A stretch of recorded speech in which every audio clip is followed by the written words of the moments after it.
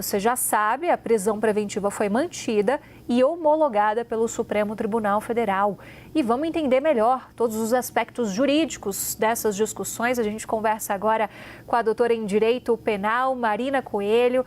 Marina, muito obrigada por nos atender. Domingão, início da noite. Você aqui na tela com a gente na CNN. Boa noite, obrigada.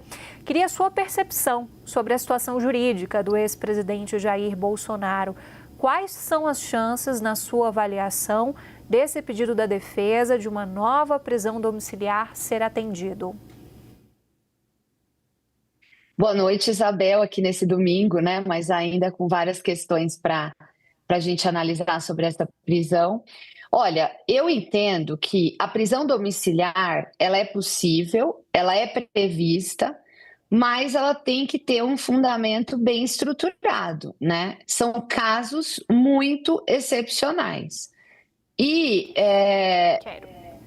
com toda essa situação, que pelo que eu vi, aonde ele está preso, existe uma possibilidade de acesso rápido a médicos, ele está com acesso dos médicos dele também.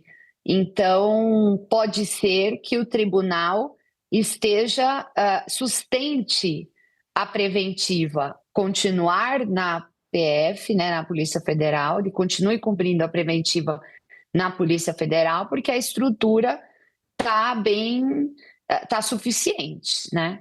Claro que essa avaliação do risco precisa ser sopesada pelos ministros para que não ocorra alguma coisa ruim ali naquele local, e a responsabilidade será do Estado, né? Então precisa sopesar bem esses riscos aí de restar o presidente preso na Polícia Federal. Yuri Pita vem com pergunta também, professora. Obrigado, Isabel. Marina, muito boa noite, bem-vinda aqui conosco, sempre prazer conversar contigo. Queria ouvi-la numa mesma pergunta. Obrigada, Yuri. Obrigado. Que eu fiz anteriormente para o Álvaro Jorge, que é sempre relembrando, esta prisão preventiva não faz parte da ação penal pela qual Jair Bolsonaro foi condenado a mais de 27 anos de prisão, a ação penal que julgou o plano de golpe. Esta prisão preventiva tem a ver com aquela outra investigação da qual também é alvo o deputado federal Eduardo Bolsonaro, e é dela que decorreram todas as medidas ali que foram pouco a pouco restringindo os direitos de liberdade do ex-presidente, até que culminaram com essa prisão preventiva. Dentro da perspectiva técnica do direito, como que uma situação influencia a outra? Tudo o que ocorreu neste âmbito até se chegar à prisão preventiva, o quanto isso pode ser levado em conta pelos ministros do Supremo na hora de determinarem o cumprimento da pena de 27 anos. Isso pode agravar um regime que já começa em regime fechado, mas, por exemplo, postergar os eventuais pedidos que a defesa já, inclusive, fez para relaxamento desse cumprimento de pena. Como é que funciona na cabeça de um juiz diferenciar casos diferentes, mas também levar em conta todo um contexto na hora de tomar a decisão, por exemplo, para esse cumprimento de pena? Eu acredito que vai influenciar sim, viu, Yuri? Porque, veja, ele estava na casa dele, né? E ele os pedidos tinham sido feitos na sexta-feira, o pedido da domiciliar, com todo um aparato médico, né? Porque realmente a saúde do ex-presidente, do presidente Bolsonaro é uma saúde fragilizada, a gente sabe disso, né? Então, tudo isso já tinha sido feito e ele estava cumprindo em casa, né? Agora, com este episódio, mesmo sendo de processos diferentes, não dá para prender a pessoa em dois lugares, né? A prisão tem que ser uma só. Então, descumprindo a cautelar, fica mais difícil de entender que vai estar tudo bem ele ficar em casa, né? Então, eu acredito que influencia. Não estou dizendo que não é possível ele voltar a cumprir uma prisão domiciliar em razão da excepcionalidade da saúde, da debilidade e tudo mais. Mas eu acredito que agora dificultou o pedido. O pedido ele tinha uma probabilidade que não era alta, a meu ver, e agora eu acho que piorou, ainda mais a possibilidade de cumprir a pena, porque aí, por enquanto, ele está em preventiva. Mas na hora que ele tiver que começar a cumprir a pena, aí ele vai ter que começar a cumprir a pena onde ele já está preso, né? Que é aí. Não digo que ele não vai mudar de lugar, ele vai mudar de lugar, mas eu digo no regime em que ele já está preso. E ele está aqui no regime fechado, né? Então, eu acredito que influenciou sim e muito essa intercorrência nesse momento em que se discutia a possibilidade dele cumprir a pena da forma como ele já estava cumprindo a preventiva, que era no domiciliar. Professora, ontem a gente falava muito do elemento Flávio Bolsonaro, né? A gente foi construindo a notícia. Antes da decisão ser divulgada, se falava muito da relação com a vigília que tinha sido convocada por Flávio Bolsonaro para a noite de sábado. Depois veio a decisão e a gente soube desse outro elemento, que foi a tentativa de você trazer ali uma violação da tornozeleira eletrônica. A senhora acredita que o que a gente tem de elementos são robustos o suficientes para que haja pedido e autorização de uma investigação também contra Flávio Bolsonaro? Pela convocação da vigília, não. Eu não entendo, e assim, para mim, aquela convocação, e eu vi esse vídeo mais de uma vez, porque existe uma interpretação de que ali teria um crime contra o Estado Democrático de Direito, ou coisa assim. Eu não entendo assim. Eu entendo que a criminalização desse tipo de convocação pode inviabilizar o nosso direito como cidadão no Brasil de livre reunião, de liberdade de expressão. Então, assim, ali, o fato dele falar vamos lutar pelos nossos direitos não significa em nenhum momento que ele está dizendo que alguém tem que ser violento ou que alguma coisa vai acontecer ali. Se há situações antecedentes em que isso aconteceu, então a gente precisa pensar em remédios preventivos para que uma manifestação dessa não vire uma balbúrdia. Agora, inviabilizar a manifestação e criminalizar, a meu ver, é uma memória de dor que nós vivemos absolutamente ilegítima num Estado democrático de direito. E assim, o tempo inteiro, Isabel, na convocação, ele fala de orar, de rezar, eles fizeram a vigília em cima disso. Se isso tinha alguma pretensão de virar alguma outra coisa, eu não sei. Mas da forma como está convocado, não tem como dizer crime. A meu ver, eu não enxergo. Yuri. Obrigado, Isabel. Marina, voltando à questão ainda também, né, desta declaração, determinação, né, da decisão que levou à prisão preventiva do ex-presidente Jair Bolsonaro, como você mencionou, quer dizer, são dois casos diferentes, mas a pessoa é uma só, ela só pode cumprir a pena num local só. Todo esse histórico envolvendo ali porque essa prisão preventiva também ela é uma sucessão de desrespeitos às medidas cautelares. Isso, aí voltando à investigação, que é a que levou à prisão preventiva, esta coerção do processo, etc. Isso poderia levar ali, Jair Bolsonaro não foi denunciado nesse processo, mas ainda caberia da parte, por exemplo, da Procuradoria-Geral da República, oferecer uma denúncia, levando em conta todo esse histórico do que aconteceu nas medidas cautelares impostas a Jair Bolsonaro. Né? Eu quero dizer o seguinte, o quanto esta situação da prisão preventiva também pode agravar a situação de Bolsonaro neste inquérito relacionado à coerção, da qual o filho foi denunciado, já é réu, mas ele, Jair Bolsonaro, acabou não sendo denunciado até agora.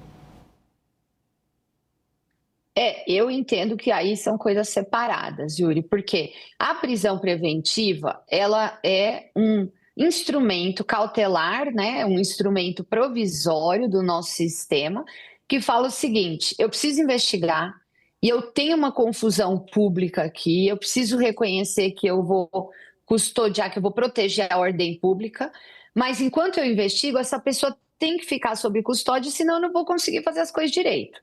É mais ou menos assim, né?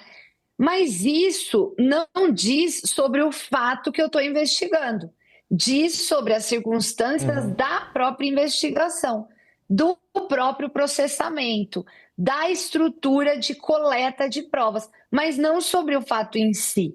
Então, esta recorrência de desobediência das cautelares ou as estruturas que dizem sobre a investigação não falam necessariamente o que aconteceu no fato em si. Então, eu não acho que uma coisa piora a outra, né?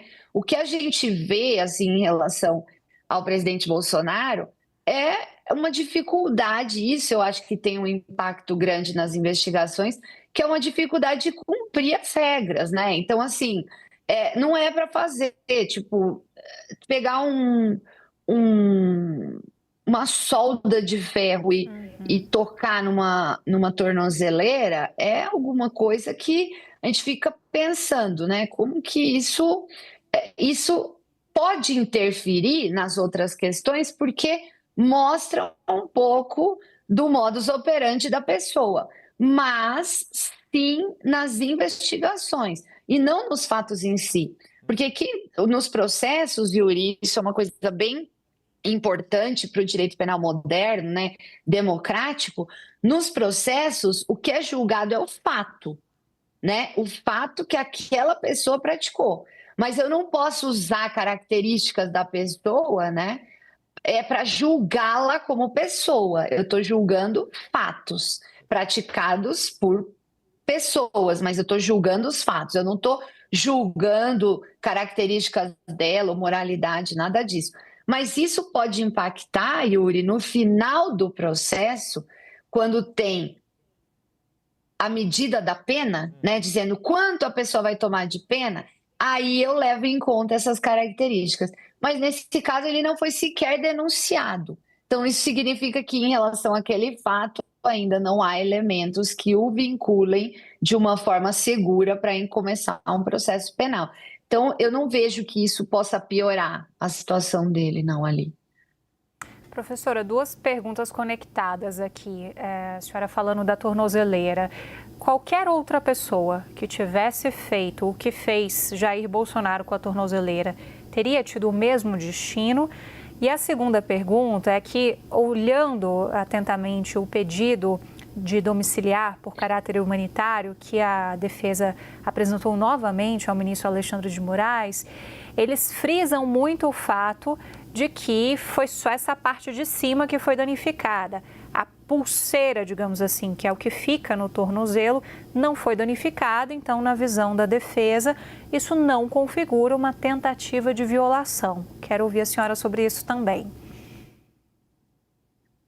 Isabel, eu acho que assim, aqui é importante a gente dizer, porque nós estamos falando para o Brasil inteiro, né? E é muito importante a gente saber que ter uma tornozeleira para poder ficar em casa é um privilégio no sistema prisional brasileiro. Não há tornozeleiras suficientes para todas as pessoas que teriam esse direito. E no nosso sistema prisional, é um sistema inconstitucional, declarado pelo nosso próprio STF. Então, assim, isso é uma coisa que a gente precisa ter muito em mente, porque se tivesse acontecido isso com qualquer outra pessoa, qualquer outra, não haveria discussão sobre a quebra da medida e sobre a prisão preventiva justificada. Quer dizer, a meu ver, não existe essa discussão assim, eu não queria violar, eu estava fazendo. Não, assim, a foto aqui passando, é evidente que existe uma violação da tornozeleira. Se ele queria fugir ou não é uma outra questão. Mas aqui houve uma violação da tornozeleira, não tem como a gente negar. E, repiso, isto, estar em casa, cumprindo essa prisão com tornozeleira é um privilégio, porque tem muitas pessoas que também poderiam estar nessa situação e não estão, ou porque não tem tornozeleira suficiente, ou porque não é uma coisa tão comum ainda da gente ver no sistema prisional como um todo. Então, assim, mas evidente, nós estamos falando de uma pessoa que foi presidente, que tem aí toda a prerrogativa de Estado, né, que um presidente tem, Mas olhar para essa tornozeleira e entender que aquilo não foi uma violação, eu não consigo. A meu ver, fica muito complicado. Agora, pelo que eu vi na audiência de custódia, Isabel, ele falou alguma coisa sobre que ele teria tomado um remédio que juntou com outro e que de alguma forma deu...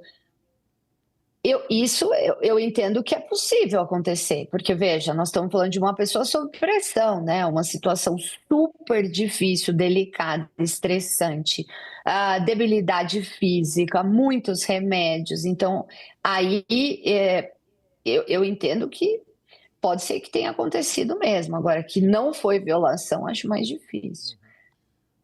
Marina, deixa eu seguir nesta questão do que foi relatado pelo próprio ex-presidente, tanto no vídeo que mostra os danos na tornozeleira eletrônica, quanto na audiência de custódia, o que tem alegado a defesa, que seria esse surto, este momento ali de não estar plenamente ciente dos seus atos e ter cometido, enfim, não nega que usou a solda para danificar ali, né, para provocar este dano na tornozeleira, mas alega que não estava ali em plena consciência e toda a alegação que parte a partir disso para tentar se revogar a preventiva. Como que o sistema judiciário, no caso aqui a gente está falando do próprio Supremo, deve atuar para se chegar à melhor decisão? Se havia ou não havia um episódio de surto, se a pessoa estava ou não estava nesta plena consciência do que estava fazendo. Cabe ao Supremo determinar, por exemplo, uma perícia médica independente? Qual que costuma ser, ou se é que tem algum tipo de costume, de tradição, para se avaliar esse tipo de situação? Olha, eu não conheço nenhum caso desse jeito, né?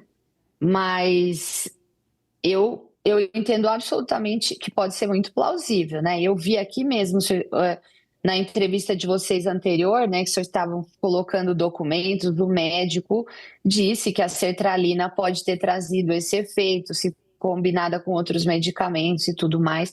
Então, assim, eu não entendo que isso é alguma coisa que pode não ter acontecido. Eu acredito que pode ser possível mesmo. E considerando, né, que a pessoa tá, Yuri, vamos pensar, na casa inteirinha vigiada, né?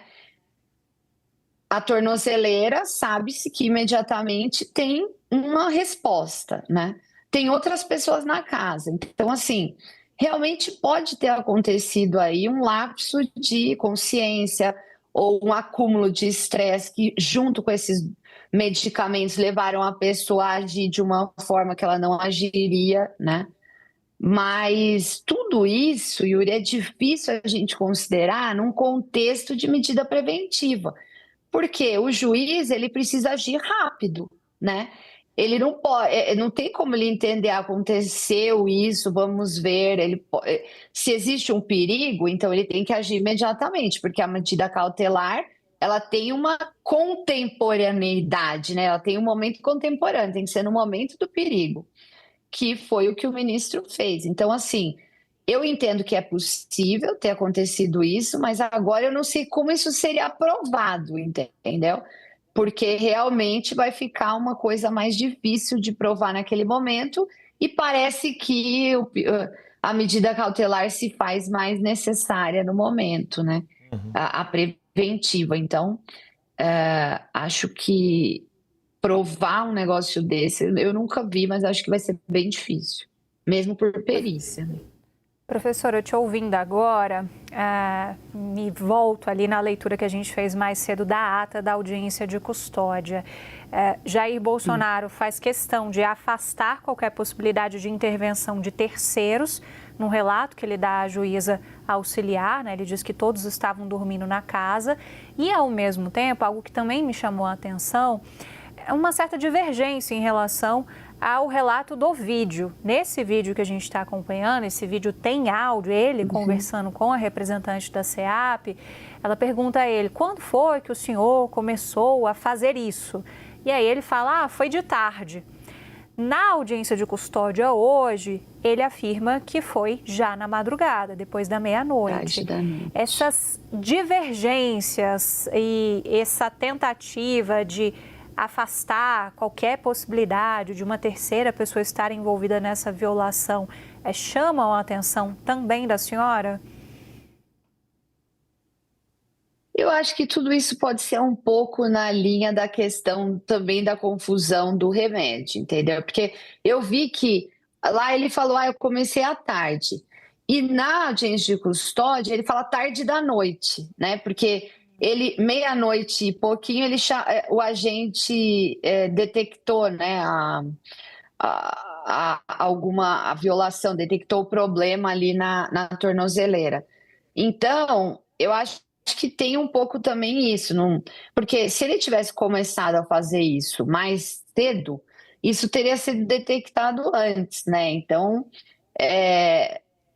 eu acho que foi um pouco nessa confusão aí também da questão do momento, né? Eu não sei se é uma contradição em si, assim, mas eu acho que as circunstâncias de como ele fez isso e como que a casa estava e se as outras pessoas estavam perto ou não, eu acho que ainda não está muito, assim, nós não temos muita certeza, né?